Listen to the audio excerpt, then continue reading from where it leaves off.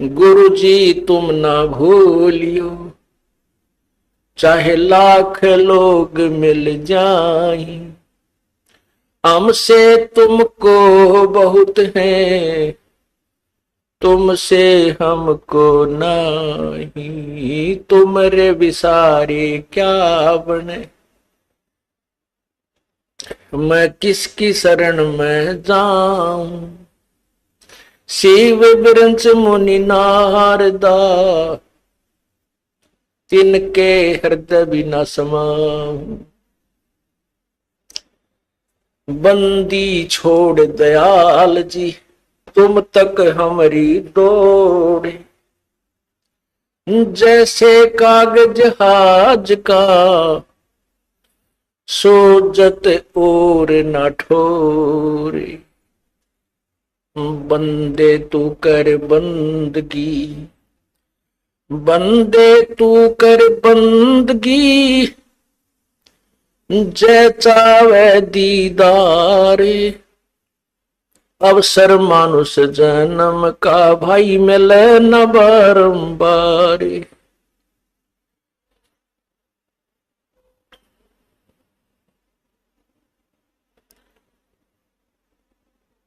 मानुष जन्म पाके, जो नहीं रटे हरि नाम।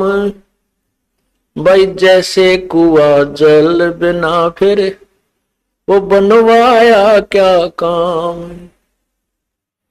लूट सको तो लूटियो, राम नाम की लूटी। पीछे फिर पछताओगे, प्राण जाएंगे छूटे। कबीर ये माया अटपटी, सब घट आने अड़ी। किस किस को समझाऊं, या कुएं भांग पड़ी।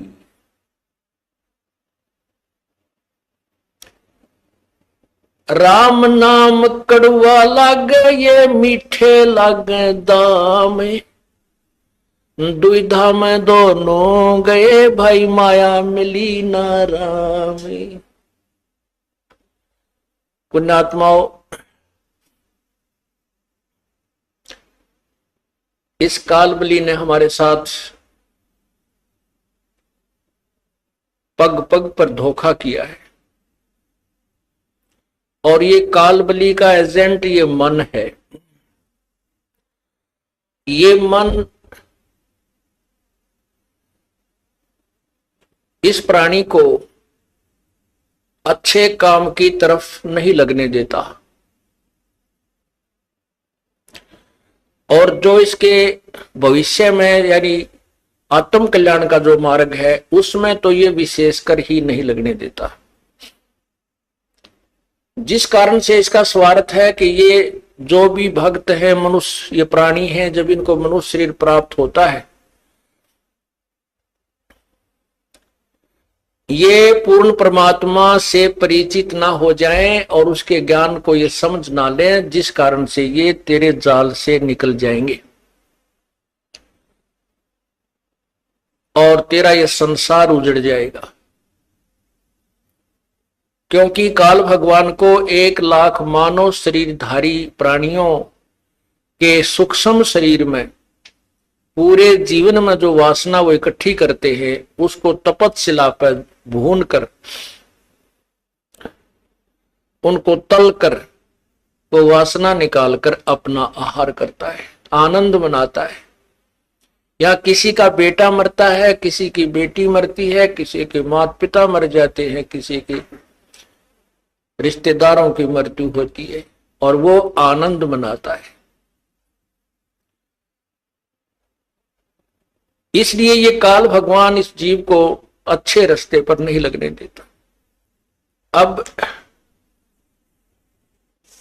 हम अपने इस भक्ति मार्ग को ना पहचान कर जो पहले कर्म करते थे, भले ही हम बहुत अच्छे काम भी करने की चेष्टा करते थे, भाई किसी की आत्मा ना दुखावें। ऐसी भी पुण्यात्मा बहुत है जो बीड़ी शराब मांस तंबाकू को नहीं छूती, और ना उनकी नीयत किसी का बुरा करने की है। ऐसी भी कोई पिछले संस्कार ही उन पुण्यात्माओं के हैं, लेकिन फिर भी भगवान की तरफ आस्था नहीं है, परमात्मा की तरफ रुचि नहीं है। स्वाभाविक जैसे कोई 6 महीने में 1 वर्ष में कोई अपना जैसे परंपरागत पूजा है, वहां घर का एक सदस्य जाकर सारे का काम सबकी मन्नत मांग आता है और उसी को हम भक्ति मानते हैं, उसी से हम अपना आध्यात्मिक कर्म पूरा मान लेते हैं। उसके बारे में परमात्मा बताते हैं, जिन हृदय सा सोमरिया ताको तैसा लाभ, भाई ओसा प्यास न भागे ही जब तक धसे न आब। जो ये यथार्थ भक्ति मार्ग को ना समझकर साधना हम किया करते थे, लोक वेद के आधार पर जो साधना करते थे, वो पूजाएं तो ऐसी थी जैसे ओस चाट रहे हों। ओस के चाटने से प्यास नहीं बुझती, प्यास बुझेगी गट गट 2 गिलास ठंडे पानी के पिए जाएंगे। इसका उदाहरण ये है कि जो साधना हम करते हैं वो तो ओस चाटने तुल्य है, और जो यथार्थ ज्ञान सत भक्ति को समझकर तत्व ज्ञान के आधार से हम सत साधना करते हैं, शास्त्र अनुकूल साधना करते हैं, वो हम समझो गिलास के गिलास पानी पी रहे हैं और इसी से हमारी आत्मा की तृप्ति होगी, अन्यथा नहीं।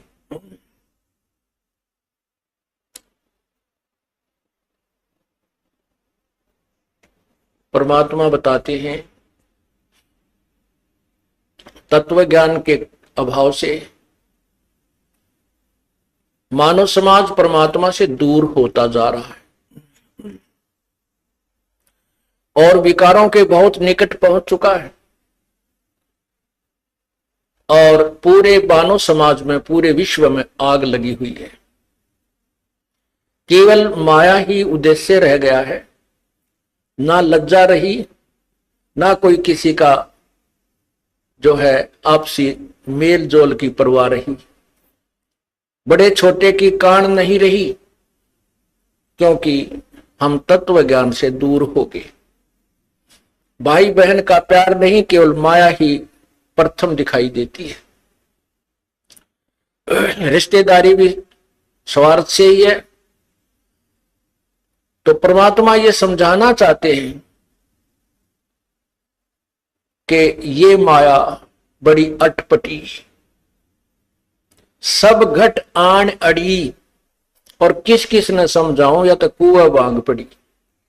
अब जैसे किसी ने कुएं के अंदर और 1 क्विंटल भांग घेर दियो, अब उस पानी को जो भी ग्रहण कर रहा है उससे का नशा हो जाता है। और नशे वाला व्यक्ति कैसे बोलता है, कैसे चलता है, उसकी क्या प्रक्रिया होती है, तो वो सभी नशेड़ियों की एक जैसी होती है। यही परमात्मा हमें समझाना चाहते हैं।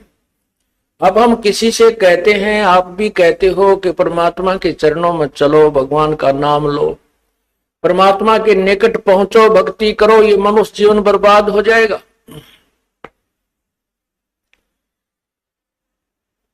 तो प्रथम तो इस बात ने कोई सुनकर राजी नहीं। क्या कहते हैं भाई, काम भी तो करना है, सत्संग में जाए तो के पार पड़े है, के पूरा पट्टे है, यानी कोई ना कोई बहाना ऐसा अड़ा कर बैठ जाते हैं कि वो कहने वाला चुप ही, समझाने वाले को चुप ही होना पड़ता है कि भाई यो नहीं मानना, कति ढीठ हो रहा है। तो उसके बारे में परमात्मा बताते हैं, फिर इसकी विरानमाटी शुरू होती है इस प्राणी की। जब तक पिछले जन्म के पुण्य आपके साथ है, अर्थात आपकी बैटरी चार्जड है और वर्तमान में चार्जिंग पर नहीं लगाई है, तो जब तक पूर्व जन्म की चार्ज, उसमें जितनी चार्जिंग हो रही है वो उतने समय तक तो पूरा काम करेगी। और जब वो डिस्चार्ज हो जाएगी, आगे चार्जर है नहीं, तो वो एक कदम बंद हो जाएगी, ना कोई पंखा चलेगा। इन्वर्टर की जो बैटरी चार्ज की जाती है, तो जब तक वो चार्ज है तब तक तो पंखा भी चल रहा है, बल्ब भी जग रहा है, कूलर ने भी घुमा रही है।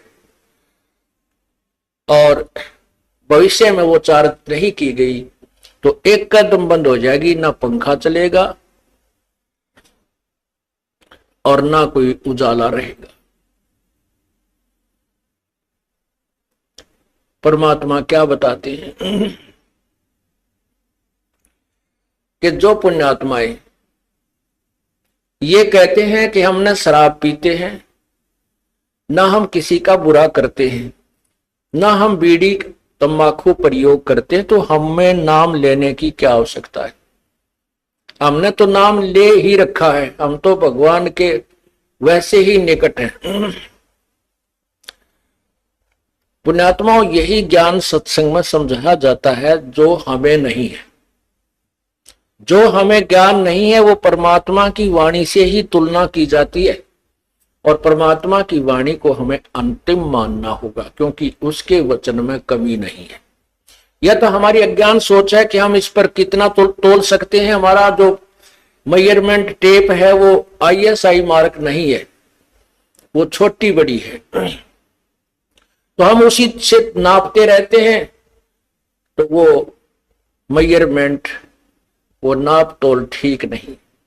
हम संतों की वाणी जो ISI मार्क है उससे तोलेंगे और फिर अपने जीवन को सुचारू करेंगे, तो हम सफल होंगे।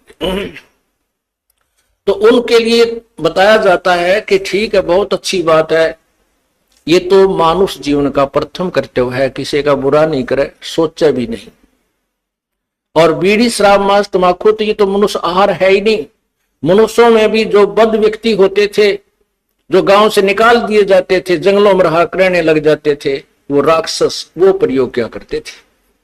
मानव समाज में स्वीकार्य नहीं है। और अब कोई गांव खाली नहीं, कोई घर खाली नहीं जो ये विकार ना हो। तो जैसे अच्छी बात है, जो अच्छे पुण्य कर्म है पिछले, बुराई नहीं कर रहे, लेकिन भविष्य में कोई चार्ज नहीं कर रहे अपने जीवन को। ये पूर्व जन्म की बैटरी आपकी यानी पुण्य कमाई चल रही है। जिस दिन यह खत्म हो जाएगी, विरानमाटी शुरू हो जाएगी, चाहे अफलातून हो। यहाँ पर पुण्यात्मा भारतवर्ष के राष्ट्रपति जी श्री ज्ञानी जैल सिंह जी पिछले जन्म की पुण्यात्मा थी, हिंदुस्तान की सुप्रीम पावर बन गए। और जब वह बैटरी डिस्चार्ज हुई, एक्सीडेंट हो गया, 6 महीने तक पैरालाइसिस होकर बोला भी ना जाओ था और तड़प कर मरना पड़ा। यदि उस पुण्यात्माओं को मार्ग ठीक मिल जाता, अच्छी बात है, भगवान ने पिछले जन्म के कुछ अच्छे संस्कार दिए हैं और जिस कारण से उसको उच्च पोस्ट प्राप्त है, वो पिछले जन्म की कमाई है। भविष्य की कुछ तैयारी नहीं की तो वो बैटरी डिस्चार्ज हो गई। इसीलिए सत्संग में समझाया जाता है कि जो बुराई नहीं करता और नाम भी नहीं जपता, गुरु भी नहीं बना रखा, एक व्यक्ति वो, और एक व्यक्ति वो है जो बीड़ी शराब मांस तंबाकू सारी को विद करता है। और उसको वो व्यक्ति जो कुछ भी बुराई नहीं करता, अपना सीधा जीवन जी रहा, नाम वो भी ना लेता और नाम वो विकारी भी नहीं लेता, दोनों बराबर हैं। दोनों बराबर हैं कैसे हैं कि जैसे एक खेत 1 एकड़ जमीन खूब बांस मार के छोड़ रखी है, उसमें कोई घास नहीं, कोई अड़ंगा नहीं, कोई डले नहीं, और उसके दूसरे किले में घास फूस खूब उगा पड़ा है, झाड़ जंखार झाड़ी भी जाम रही है, अर्थात बंजर पड़ा है। और उस जो समार रखा वो किला, उसमें भी कुछ नहीं बीज रखा, उसमें बीज नहीं बो रखा, तो वो उसी के बराबर है। दोनों यूजलेस हैं, व्यर्थ है। अब किसान जो होता है वो बड़ा परिश्रमी और उसको ज्ञान होता है कि जो ये बंजर जमीन पड़ी है ये भी उपजाऊ हो सकती है, उसका तरीका किसान को होता है। उस बंजर सभी जमीन को भी वो अपनी पूरे प्रयत्न से कभी पहले उस घास को काटेगा, झाड़ियों को गंडासियों तक काटेगा, फिर उसको जो है ट्रैक्टर से, हल से उसकी गुड़ाई करके संवार लेगा। और लाभ दोनों का जब होगा जब दोनों में बीज बीज दिया जाएगा। एक वो पुण्यात्मा जो बुराई नहीं करता, एक वो जिसको हम पापात्मा कहते हैं, बुराई सारी करता है।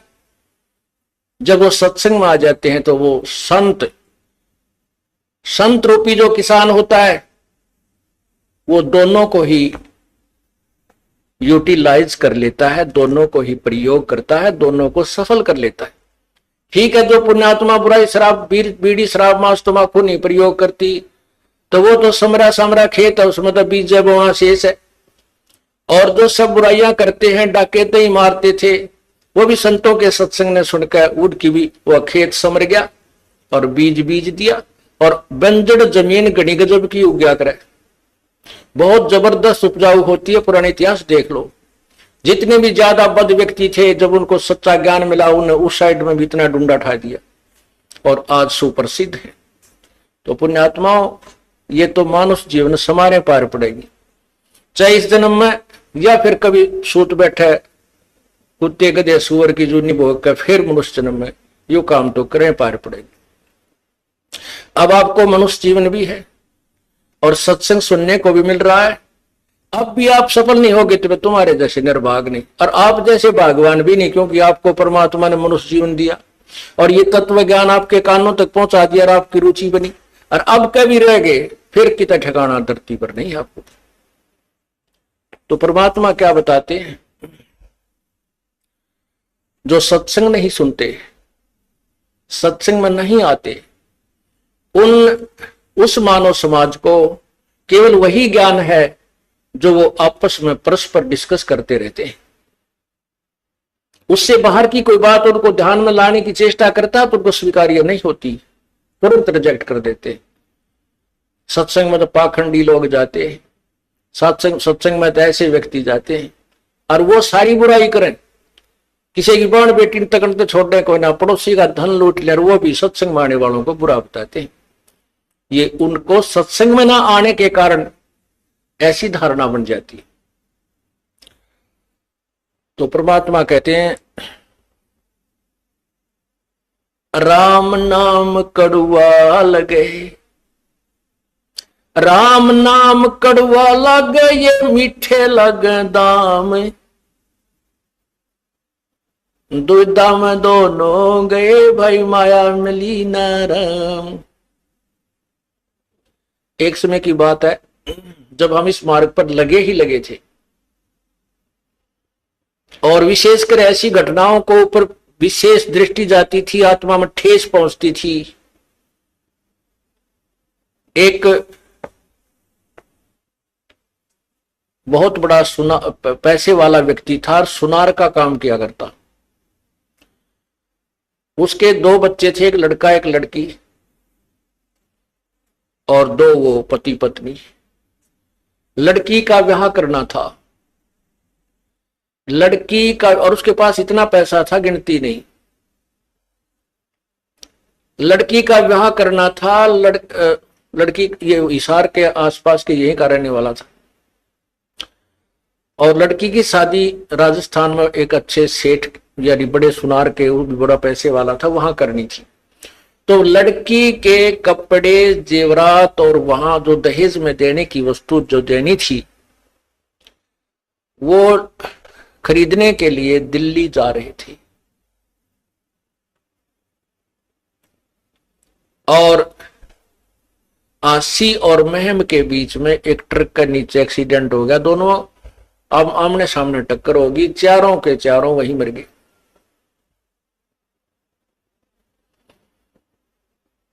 तो परमात्मा ये याद दिलाते हैं, इस झूठे सुख को सुख कहे, नर मान रहा मन मोदे, ये सकल चबीना काल का, भाई कुछ मुख में कुछ गोदे। ये तो काल ने अपनी खेती वो रखी है। 1,00,000 प्राणी डेली खाता है। नैना देवी में गए थे कल्याण कराने के लिए, वहां सारा कल्याण होगा, 150 आदमी मर गए। और भी बहुत जगह ऐसे धार्मिक स्थलों पर ऐसा ऐसा अनर्थ होता है, लेकिन वहां जाने से फिर भी लोग पीछे नहीं हटते, क्योंकि इनको चाह है परमात्मा की। और वो रास्ता ठीक नहीं है, वो मार्ग ठीक नहीं है। जैसे आपको तीर्थ के विषय में बताइए, ऐसे ऐसे घटना जहां घटी है उनको तीर्थ कहते हैं, वहां जाने से कल्याण मानते हैं। अब उस भक्त को जो एक्सीडेंट में सह परिवार नष्ट हो गया, और उस पैसे नहीं कौन प्रयोग करेगा? रिश्तेदारों के जूत बाजेंगे, पड़ोसी लड़के मरेंगे, उसके भाईचारा लड़का मरेगा, वो उन औरों को और दुख देगा। राम नाम रटा नहीं, परमात्मा की तरफ रुचि बनी नहीं, माया जोड़ने में सारा जीवन खो दिया और वो माया साथ गई नहीं।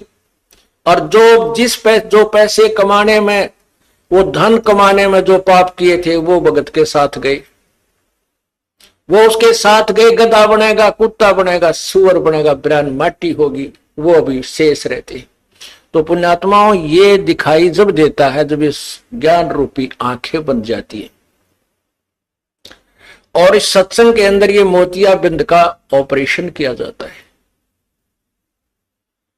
वैसे तो ये लोग बहुत शाणे नजर आते हैं, बुद्धिमान नजर आते हैं, बोलने भी ना देते हमारे भक्तों को, लेकिन उनको वो कति ज्ञानहीन है, भक्ति का मार्ग उनको नहीं है। और जिनको आत्म कल्याण का ज्ञान नहीं है, तो किसे विद्वान हो, कितने विद्वान हो, चाहे वो डबल MA के ट्रिपल MA कर रखी हो, वो तो इस जीवन में 2 रोटी का धंधा है बस, आगे कुछ नहीं इससे।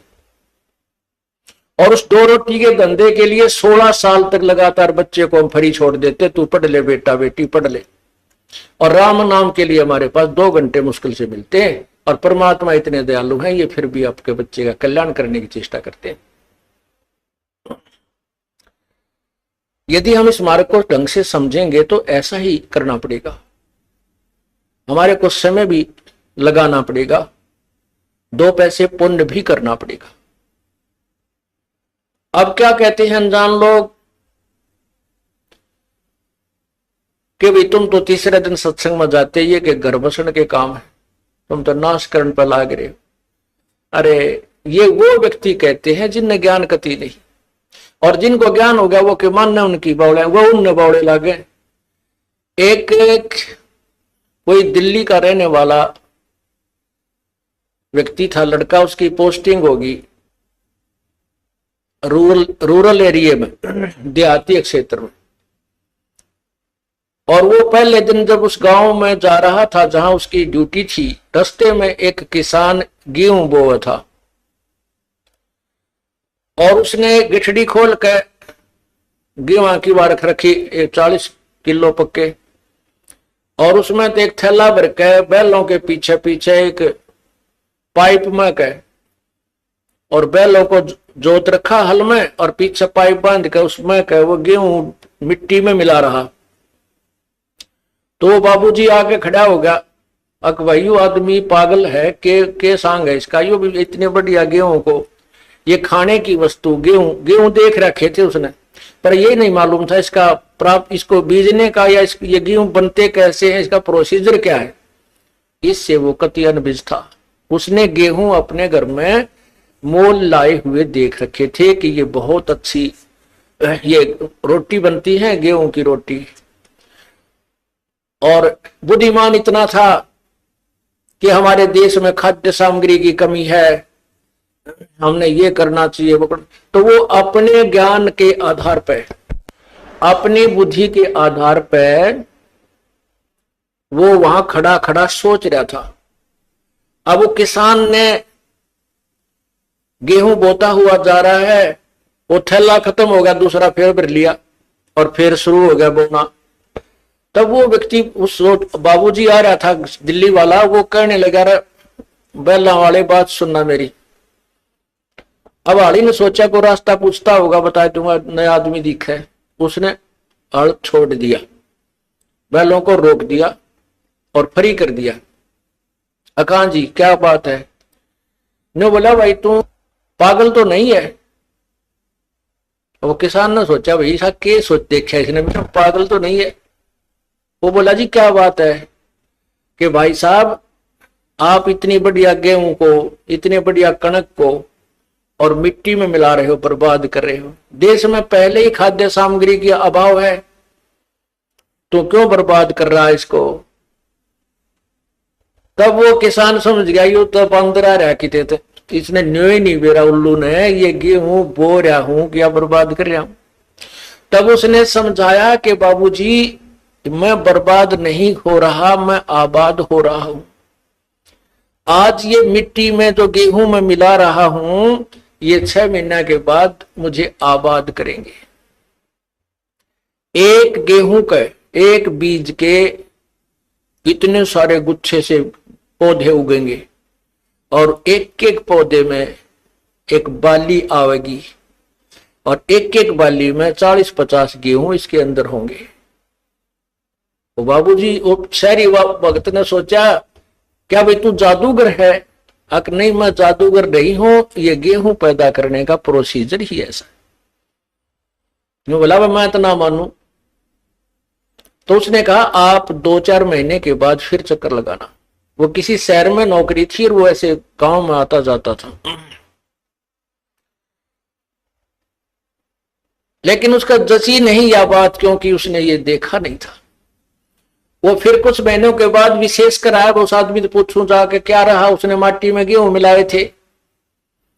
वहां आकर देखता है तो हरी भरी वो फसल लहला रही है और गेहूं पर बाली आई हुई है, सुनहरी रंग पकड़ा हुआ है और वो किसान भी वहीं अपने खेत में आसपास घूम रहा है।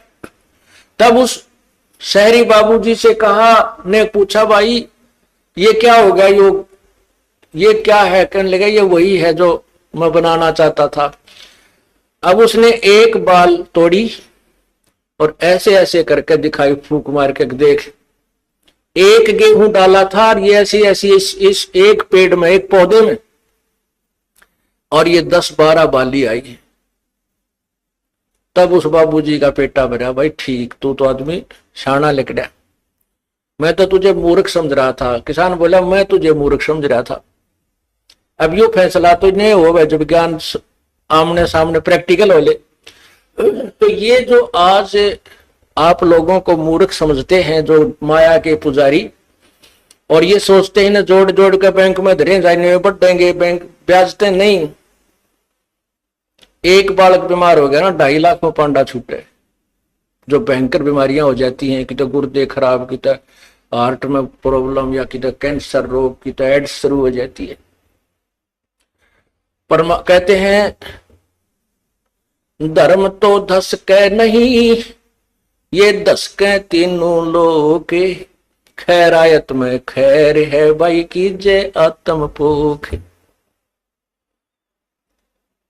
अब जैसे आज आप उस शहरी व्यक्ति जैसे इस ज्ञान को न जानने वाले व्यक्तियों की बातों को सुनकर जो ये कहते हैं कि तुम क्यों पैसा बर्बाद करते हो, तीसरे दिन सत्संग में बैठे रहते हो,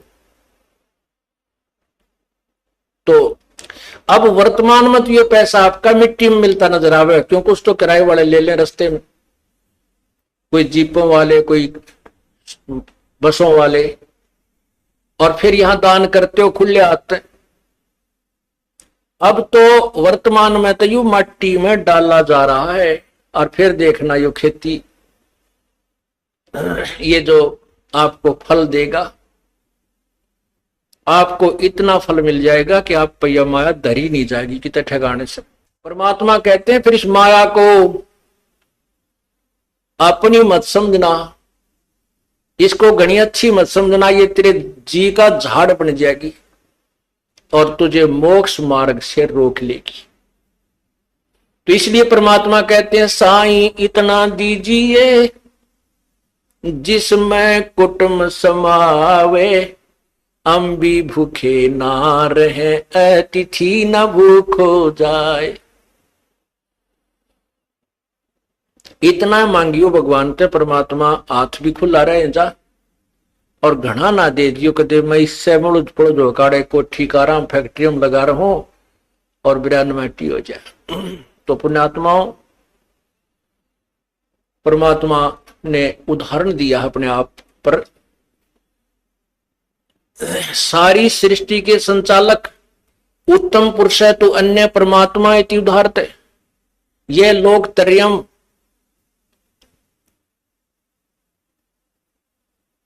जो तीनों लोकों में प्रवेश करके अविश्य विभर्ति अव्यय ईश्वर, जो तीनों लोकों में प्रवेश कर सबका धारण पोषण करता है, वो परमात्मा है। वो जिसका आगे ब्रह्मा विष्णु महेश और निरंजन पर ब्रह्म और धर्मराज जैसे भिखारी हैं, उसके द्वार पर आगे हाथ उसी के आगे याचना करते हैं। और वो परमात्मा आके काशी में एक जुलाहे का रूप धारण करके एक कुटिया में रहा। क्या बताना चाहते थे भाई? टोटे में भक्ति करे सोए सही सपूत, ये मायाधारी मस्करे है न जाने कितने जालिए ऊत। मायाधारी मस्करे कौन थे? ऐसे ऐसे दान किए, ऐसे ऐसी यज्ञ की और बहुत ज्यादा पूरी पृथ्वी पर भी शासन किया, जिन्होंने भक्ति नहीं की। और भक्ति भी करते हैं, दान करते हैं, ड्रामाबाजी सी करते हैं, कहते हैं इसे मायाधारी मस्करे तकरा कितने जालिए। ऊत का अर्थ है जैसे रावण के विषय में। रावण को के बारे में क्या बताते हैं कि क्या मांगो कुछ थिर न रहाई, देखत नैन चला जग जाई, 1 लाख पूत 1.25 लाख नाती, उस रावण के दीवान बाती है। रावण जैसे कहते ये ऊत गए, ऊत माने उसका बीज नष्ट हो गया। और माया इतनी थी सोने के मकान बनाकर रहा करता। तो परमात्मा कहते हैं ठीक है, भगवान ने आपके भाग्य में आपकी कोई पुण्य कमाई पूर्व की है, कोठी भी दे रखी है, आपके पास कार भी है, क्योंकि वर्तमान समय की इसकी आवश्यकता है। और नहीं भी दे रखी है तो कोई मन में मत लाना, शायद आपका हित इसी में है। प्रभु आपको ऐसे ही रखना चाहता है जिससे आपका कल्याण हो सकेगा। तो कहते हैं टोटे में भक्ति करे। परमात्मा ने अपने आप को कति गरीब, बिल्कुल गरीब, सुबह का भोजन है तो शाम का नहीं, ऐसी स्थिति में रहकर दिखाया। और जब वक्त पड़ा उन दुष्ट आत्माओं ने भगवान के साथ मजाक कर दिया और चिट्ठी लिख दी सब जगह के कबीर भंडारा करेगा, 18 लाख आदमी मेहमान बन के आगे। और उस परमात्मा ने 18 लाख का पेट 3 दिन तक भर दिया। और ऐसा भर दिया कि हर प्रकार के पकवान, देसी घी के बने हुए जलेबी, लाडू, कसौड़ी, पकौड़ी, दही, बड़े, खीर, हलवा, हर तरह से उनको करके दिखा दिया। तो क्या दिखाते हैं, क्या बताते हैं परमात्मा? यदि तू राम नाम का धनी है तो परमात्मा तेरे साथ है। 18 लाख आदमी अब इकट्ठे हो जाओ, जब सरकार नहीं हिल जाता सारी, जब उसने शाम की रोटी दे दी सवेरे की नहीं पावे इंदौर, और बना नहीं सकते, व्यवस्था भी नहीं कर पाएंगे। तो कहने का भाव ये पूरी बड़ी सरकार है, सारी सृष्टि का संचालक है। और सतलोक से लेकर आए परमात्मा वो सारा आहार अपना कह लगे इस कंगाल देश से, ब्रह्मा विष्णु महेश और ब्रह्म पर ब्रह्म के लोगों से क्या लेंगे, मेरे से ही मांगते। सतलोक से लेकर आए थे, 9 लाख बैलों के ऊपर सामान भरकर दिखाया, लाए और फिर वहां तंबू ला दिए सबका। 3 दिन तक 18 लाख आदमियों के ओए होए बल्ले बल्ले कर दिए परमात्मा ने। कहने का भाव ये है पुण्यात्माओं कि टोटे में भक्ति करे, परमात्मा से उल्टा ना हटा। चाहे कितना ही आप सोचते हो कि नुकसान है, पैसा नहीं बन रहा है, आप राम नाम का धन घना जोड़ रहे हो। और राम नाम का धन है तो आपके साथ भगवान है, भगवान है तो फिर आपके पास कमी क्या है? परमात्मा कहते हैं कबीरा सब जग निर्धना, धनवंता ना कोई। धनवंता सो जानियो जिस पे राम नाम धन होवे। अब परमात्मा कहते हैं देते को हर देत है जहां तहां से आन, और ना देता वो मांगते फिरियो फिर भगवान सुने नहीं कान। आज आप देखते हो एक ही घर में 4 भाई है। एक तो आईएएस ऑफिसर बना हुआ है, एक भाई अध्यापक है, और एक भाई बॉलीवुड कति नोरा है सारा दिन, और एक ही माता पिता के और एक खेती कर रहा है। एक ही माता पिता से चारों का जन्म है और एक सी परवरिश माता पिता ने दी। एक जैसे स्कूल में पढ़ाने की चेष्टा की, लेकिन भाग न्यारे न्यारे बटके। वो भाग कब बनाए थे उन्होंने? वो कभी पूर्व जन्म में बनाए थे। पूर्व जन्म में वो भक्ति साधना की हुई, उनके साथ आज है और वही मिलेगा। लेकिन जब पूर्ण परमात्मा की शरण में हम आ जाएंगे तो उनसे अलग भी मिलेगा जो हमें आवश्यक होगा। इतना अधिक नहीं देंगे जिससे आप उस माया का माया डूब कर मर जाओ। इस माया से तो परमात्मा हमें दूर रखना चाहते हैं और इतना अवश्य देना चाहते हैं, इतना अवश्य देना चाहते हैं कि बच्चे का दिल ना टूट जाए, ये भक्ति करता रहे।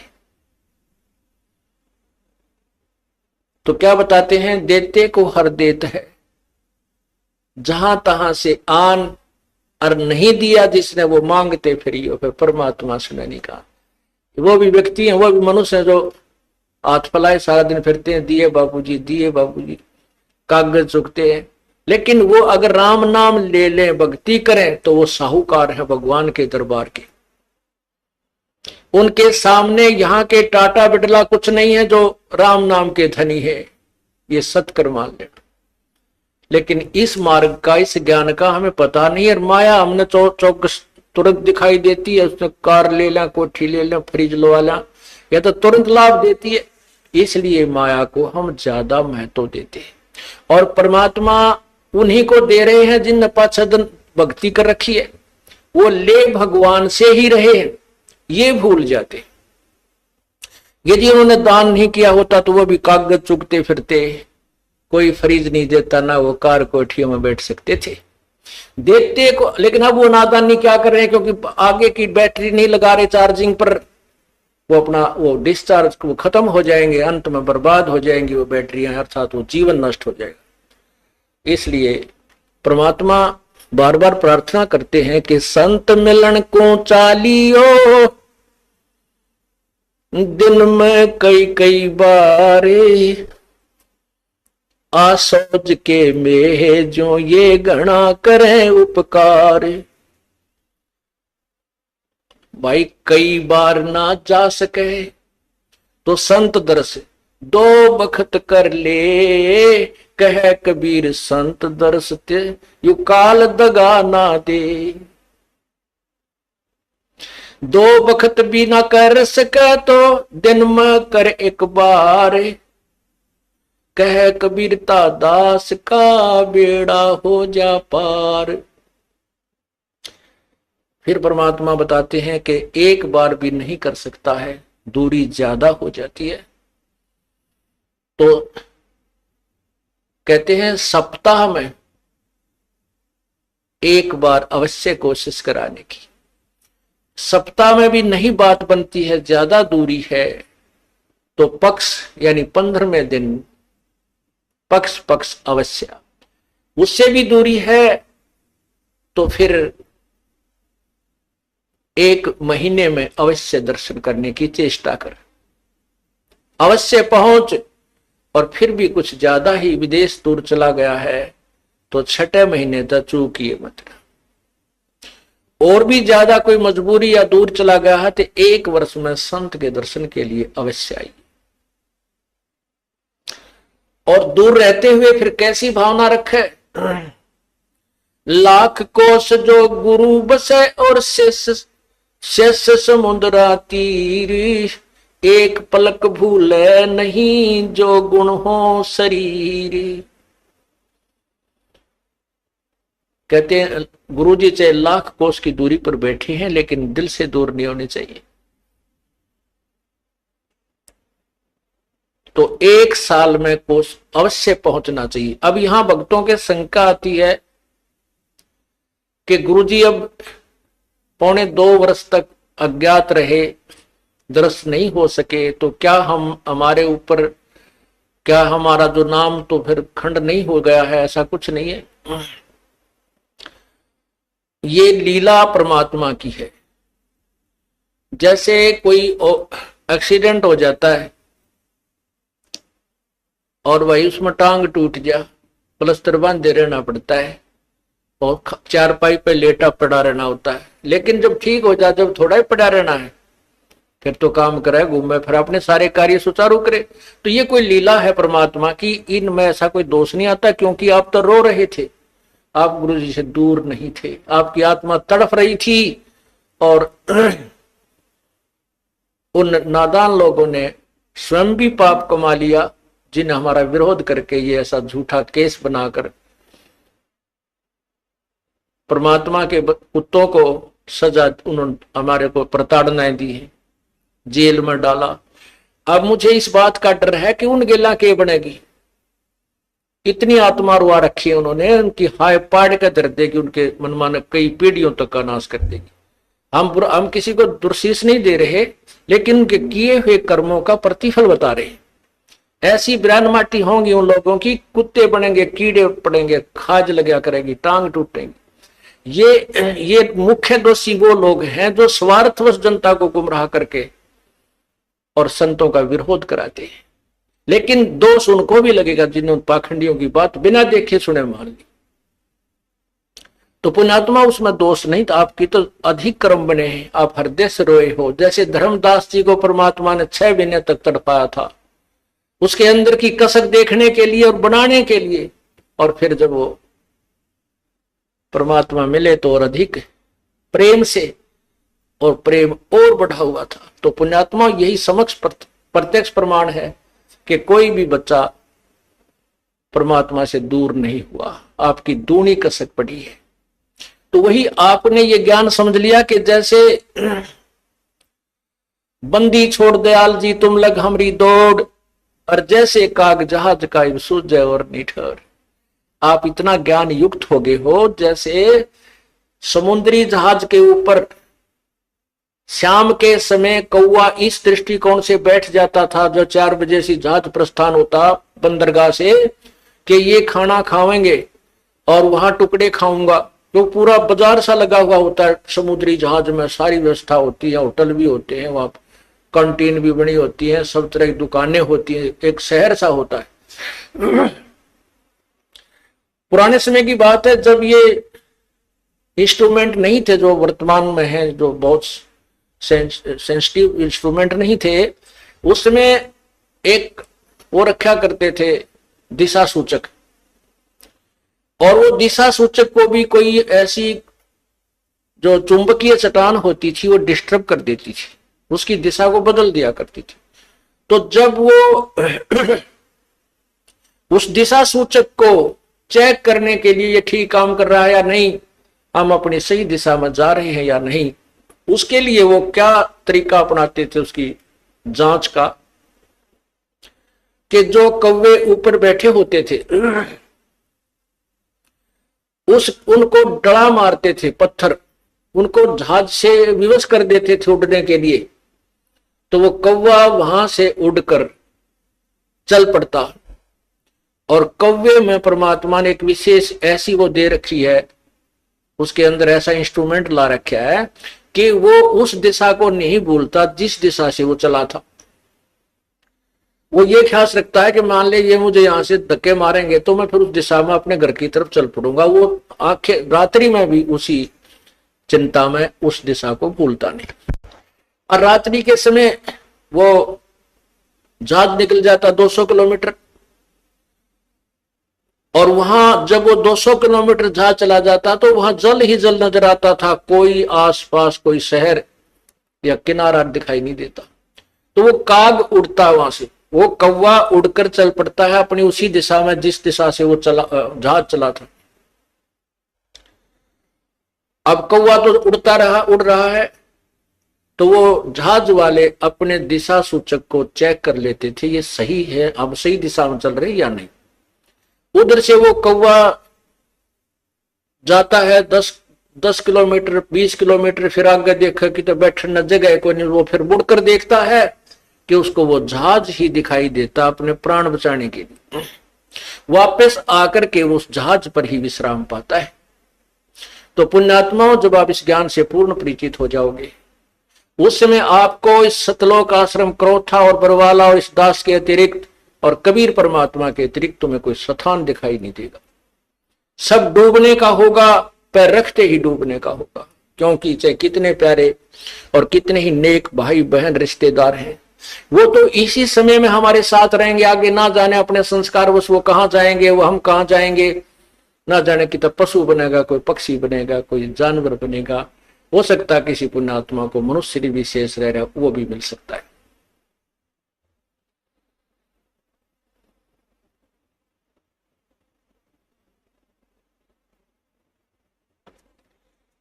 इसलिए हमने परमात्मा की भक्ति करनी चाहिए। और ऐसे आपके अंदर जो तरफ बनी है, अब आपको वो वही कौवे वाला ज्ञान हो गया। आपको परमात्मा कबीर जी के अतिरिक्त इस संसार में, ब्रह्मांड में आपको भगवान दिखाई नहीं देगा, जो हमें सुख दे सके, जो हमें आश्रय दे सके। और जब ये ज्ञान हो जाएगा तब ही हम डूबने तो बचेंगे। ना तो काग को ज्ञान नहीं होता, करा कि तो बैठ जाता समुद्र पर, डूब जाता नहीं, थोड़ी देर में थक के गिर जाता, फिर वैसे डूबना था। तो समझदारी की उसने, वापस आकर वहीं जा शरण ले ली। तो अब ये भी हुआ है कि जिनको हमने धमका दिया था, खुरका दिया था, वो बार बार गलती करते थे, वो आया ना करते, नाम भी छोड़ दिया था, अब वो भी उल्टे आ गए। या और कमाल करी परमात्मा ने, और नए भक्तों का तो कमाल हो गया। 3 महीने दास को जेल से आए हुए हैं, लगभग 4000 व्यक्ति परमात्मा के चरणों में नए आ चुके हैं। तो इससे सिद्ध होता है कि सांच को आंच नहीं होती। परमात्मा कहते हैं, जय कंचन बिष्टा पड़े।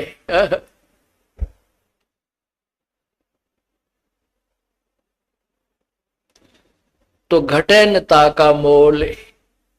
समझदार व्यक्ति तो जैसे सोना है, और सोना टट्टी में भी पड़ा ना, कितना टट्टी में राछी डड़ी हो इतनी सारी, चाहे इतना पड़ा हो, कोई ना छोड़े, जब बैठा कर धोकर मांझ कर गोज मंगा लेकर और दौड़ लेगा कि देखो देखना दे।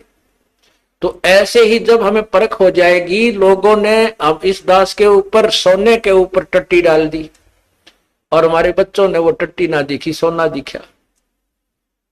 तो पुण्यात्माओं, उनके द्वारा डाली हुई वो टट्टी, यानी उनके द्वारा गंद फैलाया हुआ भी साफ कर रहे हैं, लोगों को समझा रहे हैं, झूठ बोलते हैं, ऐसा कुछ नहीं उस आश्रम के अंदर, और सोना भी ले रहे हैं। तो इस प्रकार परमात्मा जिसके साथ है, उसका कोई कुछ नहीं बिगाड़ सकता। नहीं तो फिर भगवान का नाम में मिट जाएगा इस पृथ्वी पर से, राम नाम की कोई चीज नहीं रहेगी। आजकल वैसे लोग नास्तिक हो गए, 4 छोटे मोटे जहाज बनाकर आकाश मुड़ के बिरानी के मान बैठे अपने आप को। अगर 2-4 वर्ष परमात्मा बूंद ना गिरे, वर्षा ना करे, काल पड़ जाए, ये जहाज और इंस्ट्रूमेंट ये सकाई ले बुड़क पड़े पड़े जरा, इनके इनमें कोई बैठनिया नहीं पाओ, इन्हें देखनिया नहीं पाओ, और भगवान को भूल गए। यही कारण है कि हम भगवान की महिमा से अपरिचित हो गए।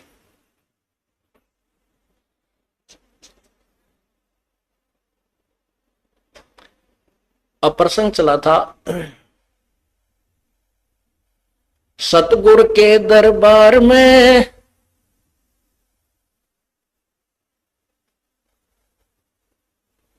जाइयो बारंबार, वो भूली वस्तु लखा देवे है सतगुरु दातारे। ये जो चीज हम भूल रहे थे, भगवान की भक्ति, और भक्ति भी यथार्थ, उस ज्ञान को वो संत फिर दोबारा हमारे हृदय में प्रवेश कर देते, ऐसे दातार हैं।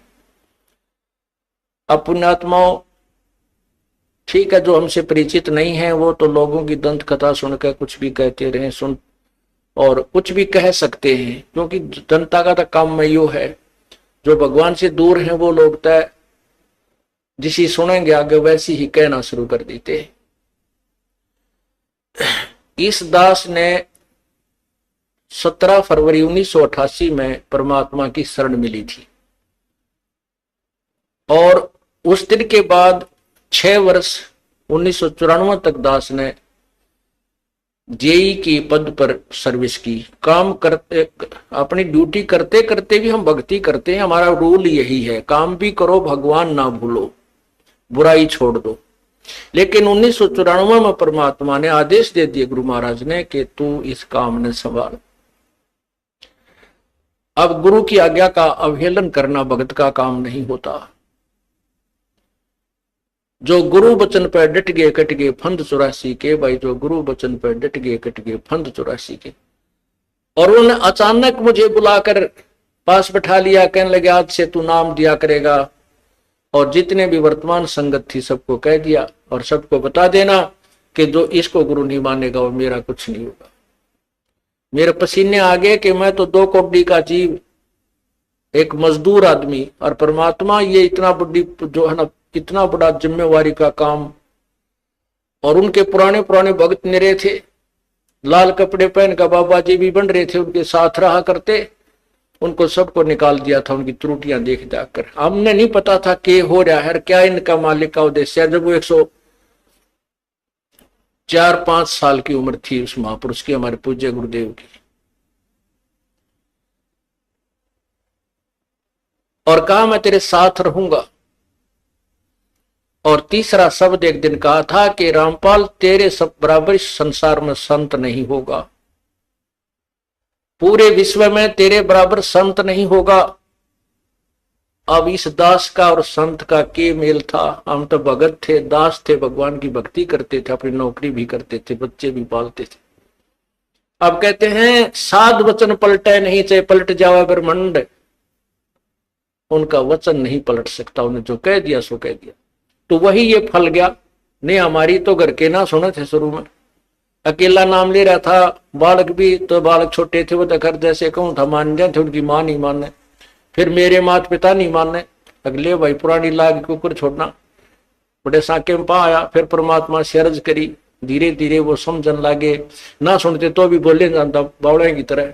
तो धीरे क्यों कान न कैसे बंद करेंगे वहां बैठे हुए। तो ये ऐसा निर्मल ज्ञान है, एक बार अंदर का सुबह कैसी सिरंजा जानते काम करेगी दवाई। तो धीरे धीरे कान के माध्यम से ये दवाई भेजी जाती है। और आज देख लो रंग ला दिया परमात्मा ने। उस परम पिता पूज्य गुरुदेव जी की शब्द शक्ति से सब काम चल रहा है और कबीर परमेश्वर हमारे सिर पर। तो परमात्मा उस दिन के बाद सन 1995 में इतने 21 साल के बाद इतने पाठ हम घर घर पाठ किया करते थे। 3 दिन पाठ करते थे और 1 दिन पहले जाना पड़ता था। ये दास स्वयं सेवा करता था, घर घर जाके उनके सब जहां हमने पाठ करने का स्थान देखना होता था उसकी सफाई करते थे। कईयों का देख का कमरा होता बड़ा सा, उसी में पाठ भी करना, उसी में खाना भी बनाना, उसी में खाना भी उसी में, सोना भी उसी में। तो उस ढंग से अपनी सेटिंग कर लेते हम, इतनी जगह में पाठ कर लेंगे। तो मेरा जाना अति आवश्यक था उस समय, क्योंकि ये स्टार्ट था भक्ति का और स्टार्ट था इस 500 यज्ञ करने का। किसी को नहीं मालूम था, बच्चे थे सहयोग देने लगे। और धीरे धीरे फिर वो क्या हुआ कि इतने पाठ हो गए कि मुझे नौकरी, पहले तो क्या करता था, शुक्रवार को पाठ प्रारंभ किया, शुक्र शनि ड्यूटी करके सामने चले जाते बृहस्पतिवार को, शुक्रवार को रात में तैयारी करते, शुक्रवार को शनिवार को अब पाठ प्रारंभ करके अपनी नौकरी पर चला जाता, फिर शाम ना आ लेता, शनिवार इतवार की छुट्टी हो जाती। काम चल रहा था वो हफ्ते हफ्ते में हुए, फिर होने लगे डेली। अब अफसर भी दुखी और मैं भी दुखी, तो फिर उस दिन रिजाइन कर दिया परमात्मा के नाम पर। 18 साल की नौकरी होगी थी मेरी। हालांकि कुछ और भी हमारे साथी कह रहे थे भाई अभी 2 साल और डट जाओ आपकी पेंशन बन जाएगी। वाह भैया पेंशन तो करा कितनी की बार होगी, जो पेंशन ई बनेगी ना, या कद्दे नहीं बनी थी, या असंख्य जन्मों की पेंशन बन जाएगी। तो वो तो इस बात को नहीं समझे थे, उन्हें तो मुझे मूर्ख ही समझा। और दास की सौभाग्य था कि मुझे नौकरी या मजदूरी मिल गई भगवान की, और उसकी पुण्यात्माओं को दलदल से निकालने की। कहते आत्म प्राण उद्धार ही ऐसा धर्म नहीं, और धर्म तो और भी है, दान करते हैं, भूखों को भोजन देते हैं, असहाय की सहाय करते हैं, लेकिन जो आत्म प्राण उद्धारी ऐसा धर्म नहीं। और धर्म तो ये भी है जो गौशाला बना रखी है, धर्म वो भी है जो चिड़िया ऊपर चुग्गा डाल देते हो पशु पक्षियों को, वो भी विकलांगों के जो ऑपरेशन वगैरह कराए जा रहे हैं वो भी धर्म है, अनाथ आश्रम है वो भी धर्म है। लेकिन जो आज गऊ हैं उनकी सेवा कर रहे हैं, अच्छी है, क्योंकि कोई भी प्राणी है, चाहे भैंस है, पशु है, कोई किसी प्रकार का, सबकी सेवा हमने इसी दृष्टिकोण से करनी चाहिए, क्योंकि सब में एक जैसा जीव, वो भी धर्म है। लेकिन अब तो वो आज वो गाय है, आज कोई भैंस है, और जन्म होने के बाद फिर वो सूअर की जोनी में जा सकती है, उस बीमारी तो कौन छुटावेगा उसको। तो ये ज्ञान, ये भक्ति, ये आत्मा इस जीव को उद्धार करेगी। वो फिर 84 लाख योनियों में नहीं जाएगा, या तो मनुष्य शरीर होगा, नहीं सतलोक चला जाएगा। तो कहते हैं आत्म प्राण उद्धारी ऐसा धर्म नहीं। और तो इस दास को ये आत्म प्राण यानी जीव आत्मा के उद्धार की मजदूरी मिल गई, और सहर्ष शुक्र मनाता हूं प्रभु, आपने कैसे दया करी इस 2 कोटि के जीव पर। और ऐसे निर्मल भगवान की महिमा, ओए होए होए, जिसके नाम लेते हैं रूंग रूंग खड़े हो जाते हैं। उसके बाद परमात्मा की ऐसी महिमा हुई, अब मुझे इतनी खुशी होती है। कैसा निर्मल समाज तैयार हो रहा है। बीड़ी, शराब, मांस, तंबाकू, उसको देखकर भी राजी नहीं। अब ये पुण्यात्मा दोनों हाथों दान करते हैं, और हम पहले लूटन पर लगे रहा करते थे, पाप बढ़ाते थे। ये माया साथ नहीं जानी थी कि इतना नरक इकट्ठा कर रहे थे। और परमात्मा क्या कहते हैं, सतगुरु के सजदा करूं कर्म छुटाए कोटि, और जो ऐसे सतगुरु की निंदा करे फिर जम तोड़ेंगे होठ। अब जो लोग बिना देखे सोचे समझे और भक्तों की, संतों की बुराई करते हैं, अब क्या बताते हैं कि सतगुरु के सिजदा करो जिसने कर्म छुटाए कोट, करोड़ों पाप कर्मों से हटाकर और पुण्य कर्मों पर लगा दिया। कितने पाप कर्म बचा दिए हमारे। और जैसे ऐसे सतगुरु की जो निंदा करते हैं, कहते हैं उनके जम तोड़ेंगे होठ, यम के दूत उनके इसे लठ मारेंगे, चाहे कितना लागो, मुंह पे, होठा पे। होठ इसलिए कहा कि इस पर ज्यादा दर्द होया करे, सोई भी बुढ़ी आया करे। तो कहते हैं वो जम तोड़ेंगे होठ जो बकवाद किया करते थे, संतों की निंदा करते थे। नित्यानंद जी महाराज ने यहां तक कहा है, भाई तू ना मानता ना, ठीक है, अपना और काम कर ले, और कुछ कह सुन ले, पर संत की निंदा मत करिए, ये तेरे लिए बहुत जबरदस्त पाप बन जाएगा। लेकिन जो इस मार्ग से परिचित नहीं है, वो नादान बच्चे आग में हाथ दे देते, बिजली के तार को छू लेते। और ज्ञान होता सत्संग से, और सत्संग में ये काल नहीं आने देता। तो उस दिन के बाद परमात्मा की ऐसी रजा हुई कि बाग लाग गया भगवान का। और यही प्रार्थना करता रहा, परमात्मा तेरे बच्चे तुझे समझे पहचाने, दास को ये नौकरी दी है, इसमें सफल भी आप ही करोगे। इन लोगों ने तो आपको भी नहीं बख्शा था, जब जिसमें आप यहां आए थे, काशी में 120 वर्ष रह कर गए, सारा जीवन आपके पीछे पड़े रहे।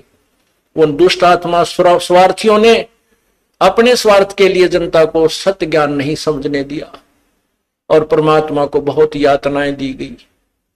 अब उनकी जो यातनाओं, उनके साथ जो हुए संघर्ष को देखकर इस दास का दिल डटा हुआ है।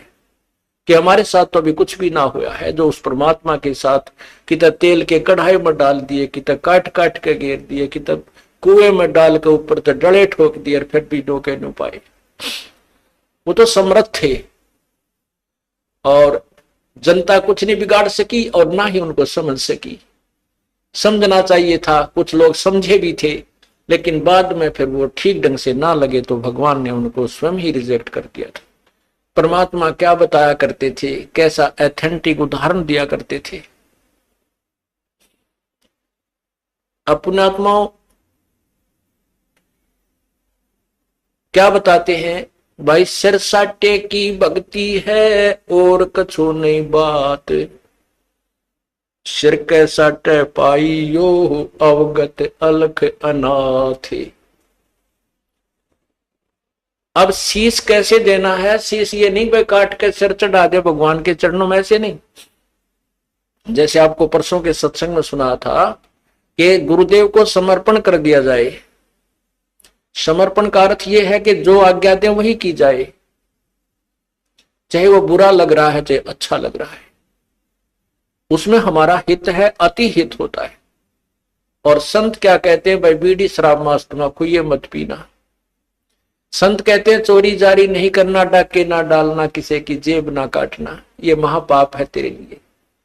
अपना करके खाना बेटा, भगवान भजना, इससे तेरा कल्याण होगा।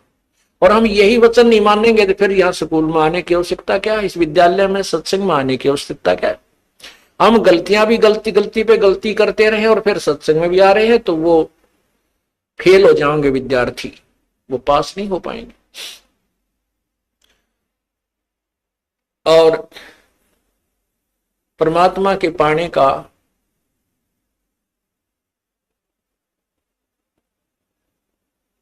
कौन सा तरीका उत्तम है? उत्तम तो अर्थ है कि जैसे आपने सुना है, कुबद कांचड़ी चढ़ी चित पे होया मनुष्य नागरे, सूझे नहीं सजन सुख सागर बिना प्रेम बैरागरे।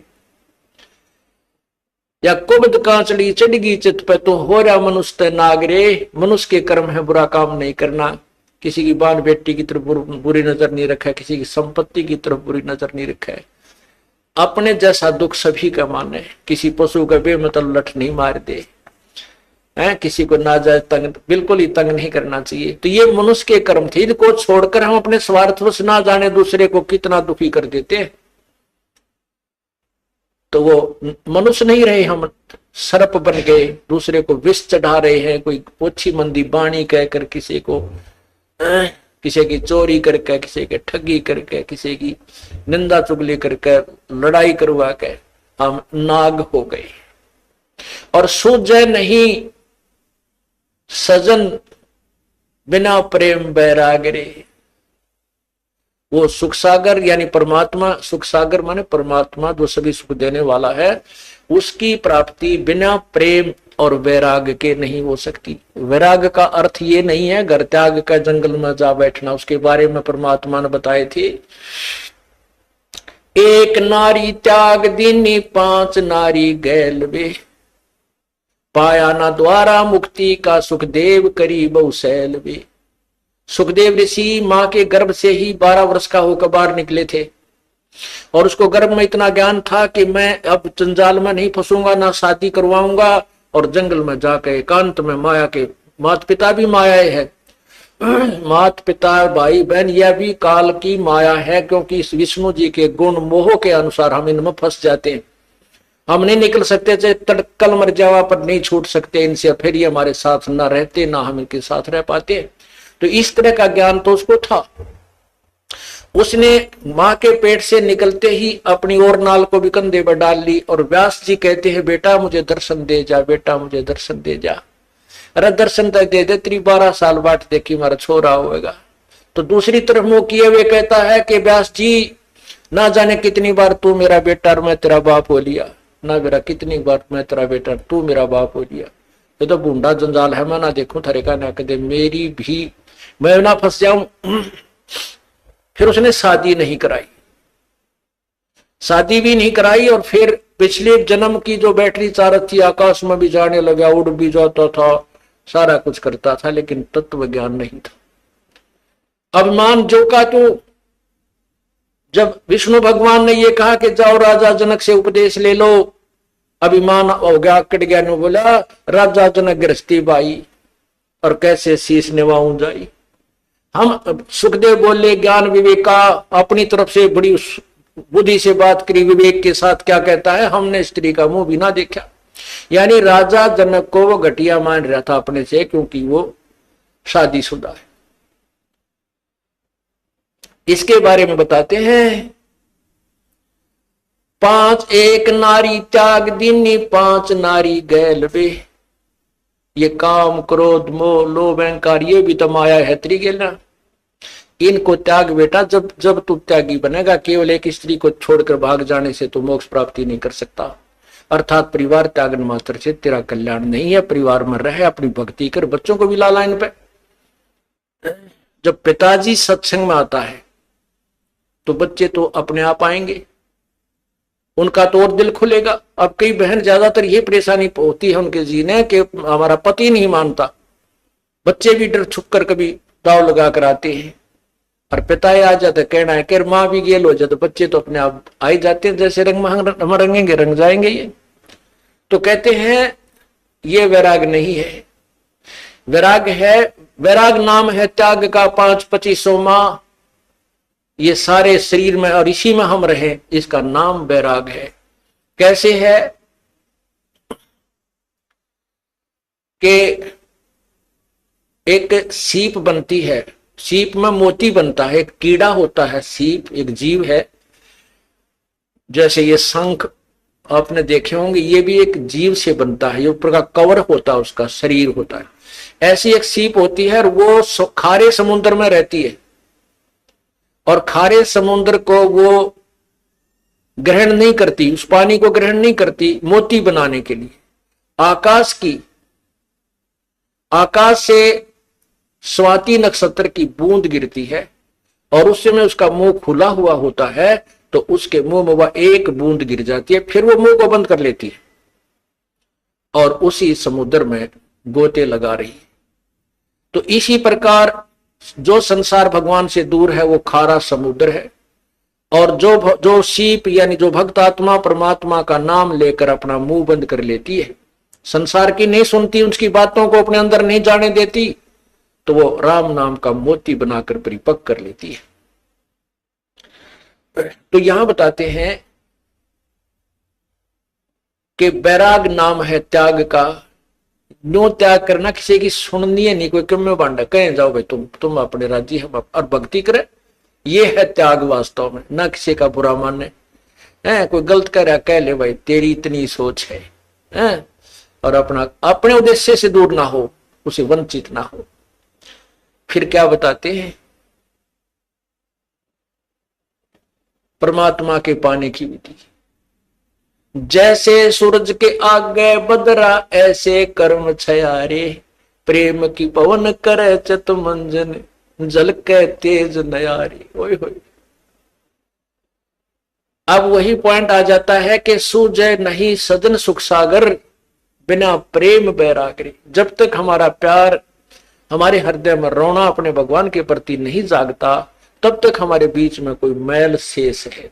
और उस मैल को हटाने के लिए, उस मैल को कम करने के लिए ये सत्संग रूपी, ज्ञान रूपी, 5 यज्ञ रूपी, सुमरन, ये सभी व्यवस्था उस मैल को काटने की ही दे रखी है। ये जितना कटता जाएगा उतना प्रेम, परमात्मा में प्रेम आपका बढ़ता चला जाएगा।